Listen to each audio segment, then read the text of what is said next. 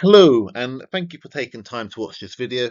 I know a common topic among graduates is, does the grades matter as much as we think? What's life like when you get a job? And a lot of us in our career will suffer stress in some form in the workplace, either with regards to burnout, interacting with other people, or about pay or losing the current role, as we have other things that are bothering us. And ideally, it would be nice if there was someone who knows what to expect, knows how to avoid it, or knows how to deal with it. And then I thought, you know what, maybe I'll share my own experience and insights and solutions in case others might find something useful. So I normally tend to keep to myself, but I thought, why not? And the first thing is the university grades matter, but they don't matter as much as you think. For instance, if you got a 2-1 with 62% or 68%, the employer realistically is not going to know their percentage difference or count it in a big way. And even if you have a first instead of a 2-1, both will be invited for most roles to an interview. So in reality, at that point, the grade would count even less compared to your social skills and how you come across in the interview. And this is because at a certain level, people are employing for skills, but more so, they're looking for someone they think they can get along with and that fits into the team. And this cultural aspect is a lot bigger than most realize. And I think even the employers themselves are not fully aware of how big a role it plays. But it makes sense if you think about it, because we spend more time at work than we would our own family. So how everyone fits together into that team dynamic matters because ultimately it defines how happy people will be working together in that organization. And the person hiring you at the back of their mind, they are thinking, if I employ this person, how they perform reflects on me because I'm hiring them. Would they get along well with others in the business as part of my team? Say, for instance, if you're customer facing, and subconsciously, different people will be looking for different traits. Or put another way, the interview is not an exam. If you give a perfect robotic memorized answers where they can see you're thinking about the words as it's coming out, even if on paper that memorized answer would score you a 75% grade, it will probably leave a less positive impression compared to someone who comes across more naturally, a little bit more bubbly, a little bit more engaged, and the answer on paper would have only scored, let's say, 65%. So what I'm saying is, it's not just what you're saying that counts, it's how you're saying it, and ultimately how that connects or resonates with the interviewer that counts. The other reason why the grade isn't as important as you probably think is because as you progress in your career, the experience gets taken into account as well. What you do in the first 2 or 3 years, it really counts. For instance, if you have a first class degree, 3 years industry experience, quite a well-known company, it's very competitive to get into, pays more than the average wage, but you just do what they ask you to do day in, day out, and that's been very similar for the last 2.5 years.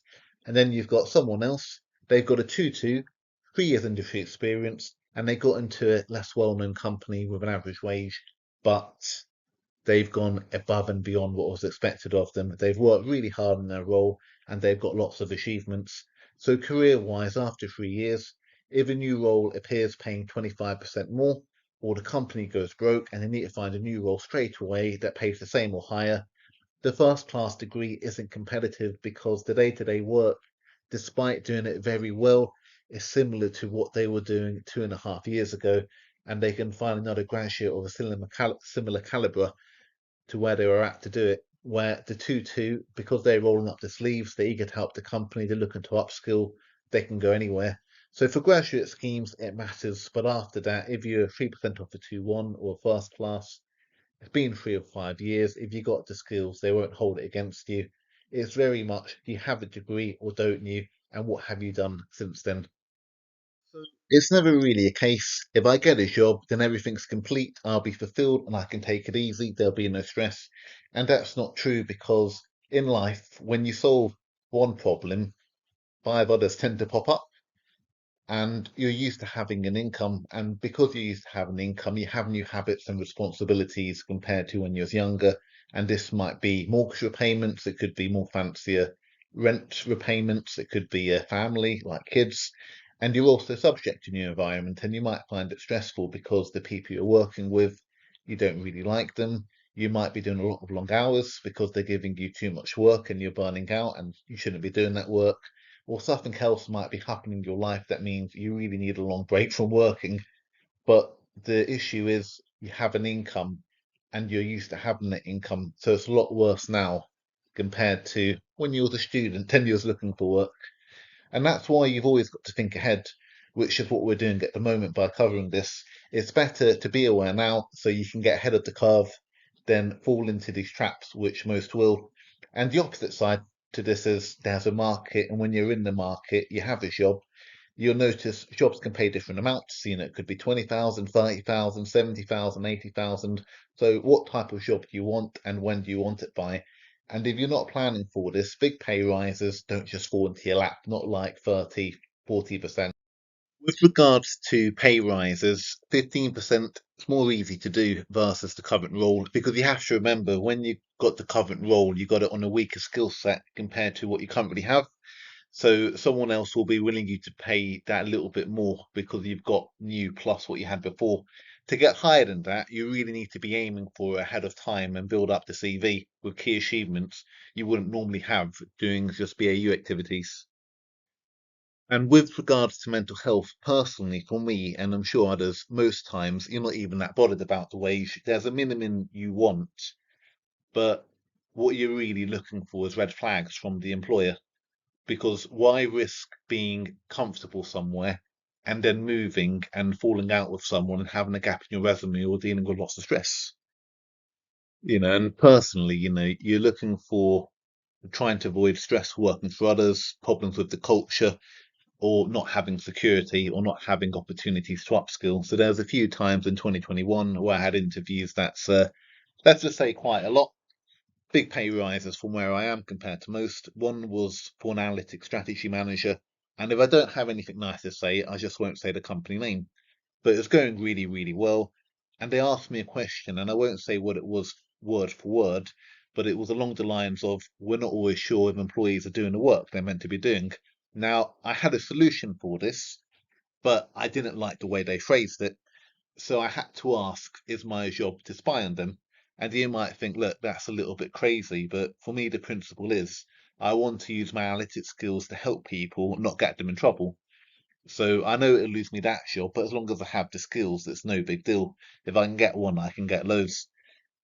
And it might seem strange, but even if I got the job, if I felt like that's what I was doing, I wouldn't want to be doing it and it would be stressing me out. And someone else, they might not be able to work out how I track the KPIs, so I didn't give an answer. Another one in a similar wage was a workforce analyst, private consultancy, but there was other ones like Band 7 in the NHS in 2016, and both of them were going really well. And then halfway through, I gave an answer to a question and I didn't like how they corrected me. One was what something said on the website, and he said actually the value was, and I was thinking either he doesn't know what's on his website or he thinks I'm wrong. And after that, I just threw the interview away and I didn't answer anything seriously.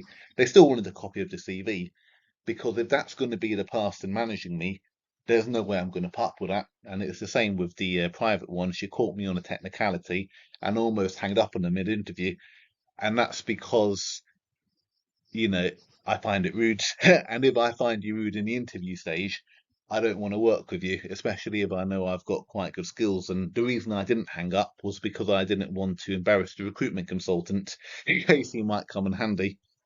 And another one, again, the same zone, certainly in 8A 2021 in the NHS. First stage went really, really well. They invited me to the second stage, and I didn't like how they phrased something in the email. And because of that, in the second interview, I interviewed them, and I didn't think their performance was strong enough. And the reason why I had to do the reverse interview is because there's so much NHS knowledge compared to going external, it would almost be like weakening the whole skill set. So all of these things count, and obviously it's a luxury if you don't need a job ASAP and you can afford to be picky.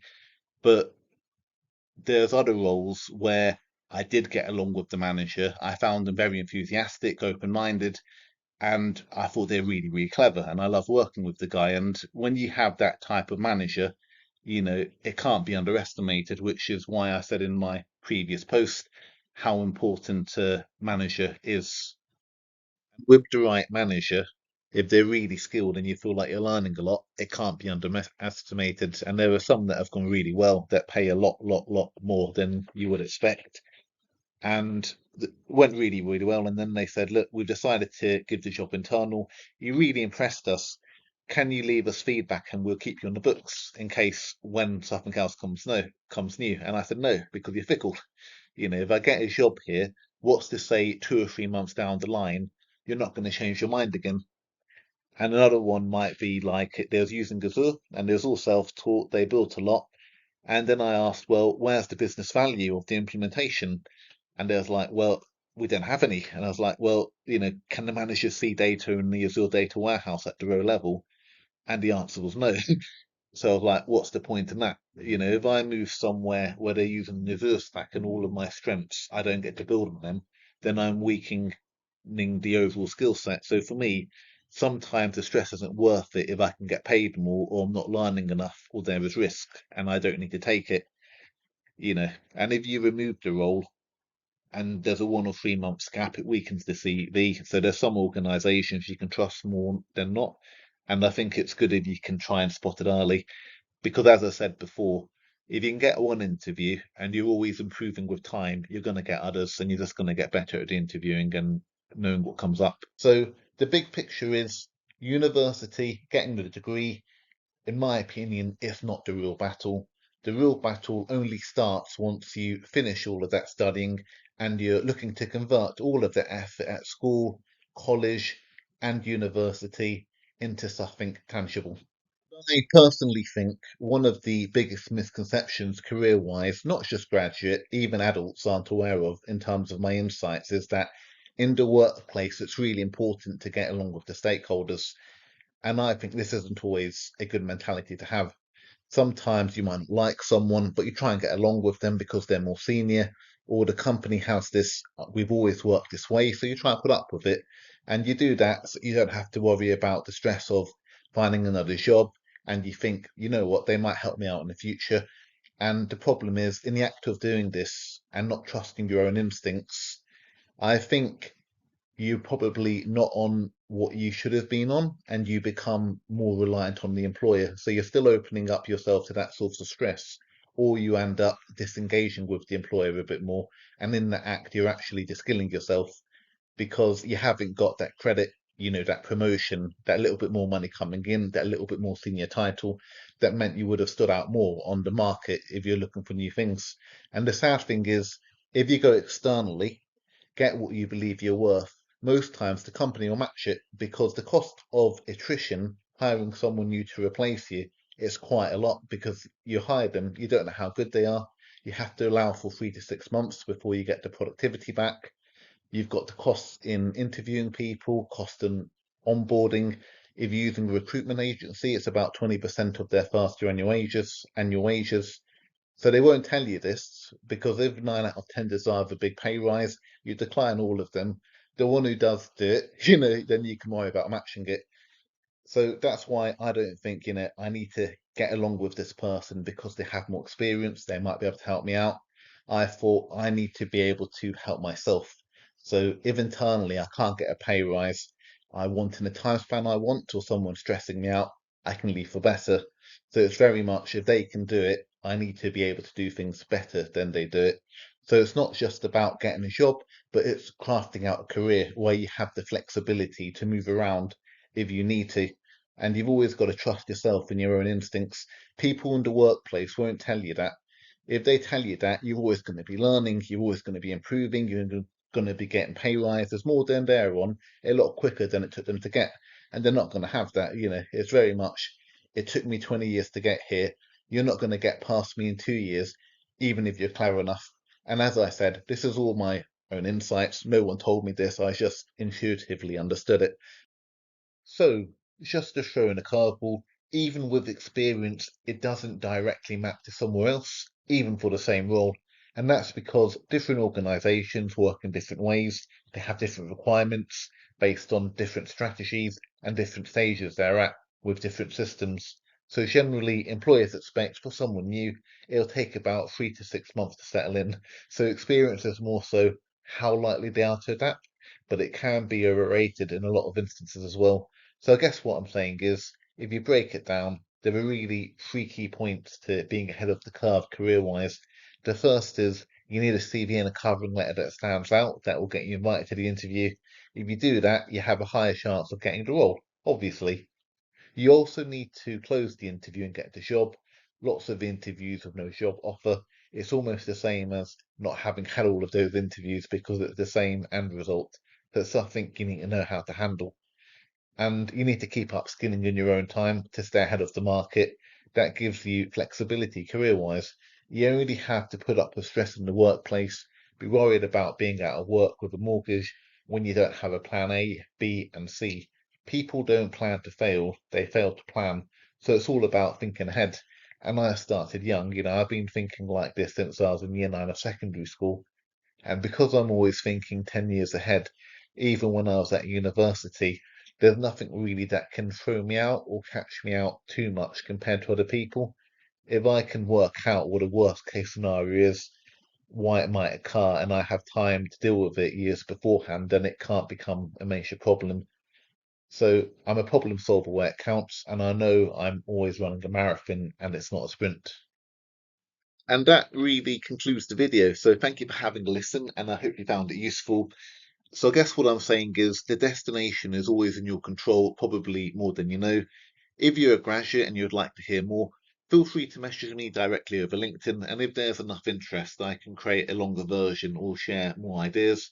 But I do like to focus on work, and you're never sure how useful other people find it. So if I'm not sure, I probably won't put the time effort into it.